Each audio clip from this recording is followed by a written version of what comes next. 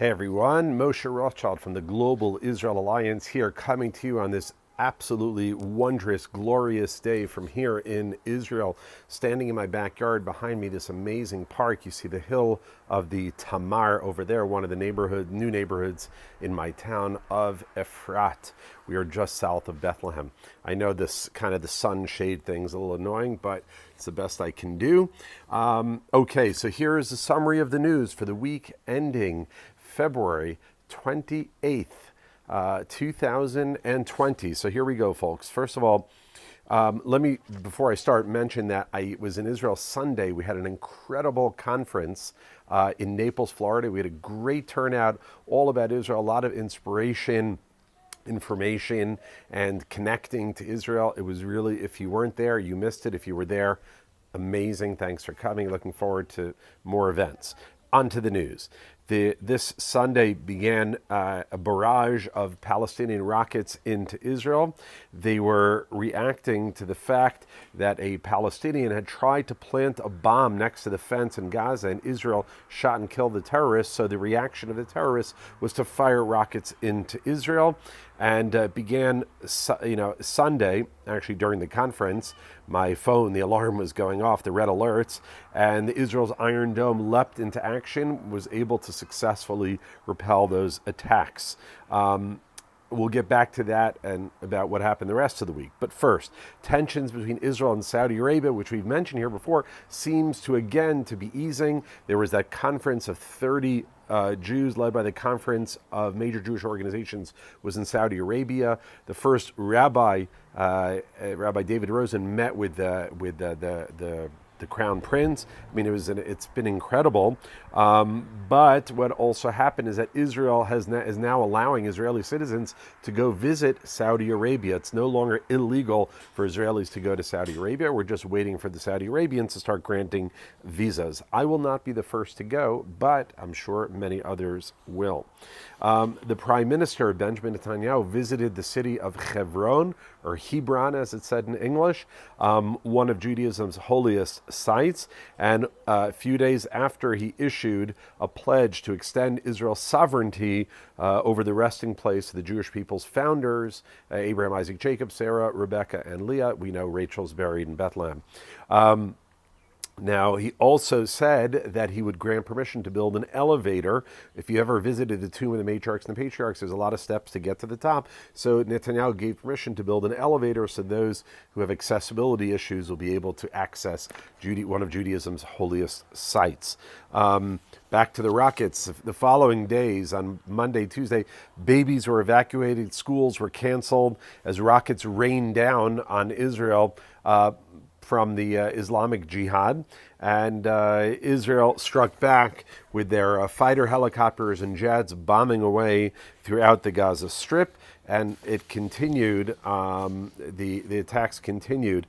And then our Prime Minister told the Hamas, who are the leaders there in Gaza, that if this would continue, Israel is going to engage in a serious, major operation into Gaza. The attacks seemed to quiet down, and order was restored on our border with Gaza. All in all, about 100 rockets were fired or so. 90% that were going to 90% were successfully intercepted that were heading towards civilian populations. I should mention a playground was hit, and we all know, God forbid, what could have happened, but thank God nothing did. Visitors are flocking to the desert in Israel to see the flowers blooming. Incredible. These amazing rains that we've been having has caused this incredible blooming of flowers in the Dead Sea region. This is really extraordinary, because not only has it replenished the Sea of Galilee, but the area around the Dead Sea, to see red, beautiful, blooming flowers there, that is unheard of. It's literally the desert blooming, as the prophecies of the Bible mention. A photographer who went down there, he said, it was amazing to see the flowers blossoming in such a dead place. It was incredible and very beautiful. Now, in another sign of the warming relationships between Saudi Arabia and Israel, an Israeli national cycling team called the Israel Startup Nation is competing for the first time in the United Arab Emirates. A cycling tour there starts Sunday, and it goes from Dubai to Abu Dhabi. That's a great name, Abu Dhabi. And it's 148 kilometers through all 7 of the UAE states. And the Israeli team received a very, very warm welcome to one of the biggest sporting events in the Middle East. Former ambassador to the United Nations from the U.S., Nikki Haley blasted Senator Bernie Sanders on Monday for announcing that he was going to boycott the AIPAC policy conference. And this is what Sanders said. This is what Haley said, and I quote, Sanders has never attended, has no clue what the organization is about or what it stands for. Go back to defending Fidel Castro and socialist dictators, and we will go back to defending peace, democracy, and our ally in Israel. Nikki Haley, she is one of a kind. Also in exciting news, 9 new families, dozens of people immigrated to Israel on Tuesday from Ethiopia. Israel is the only country that has brought black people en masse out of Africa, not as slaves. So we're adding to that story.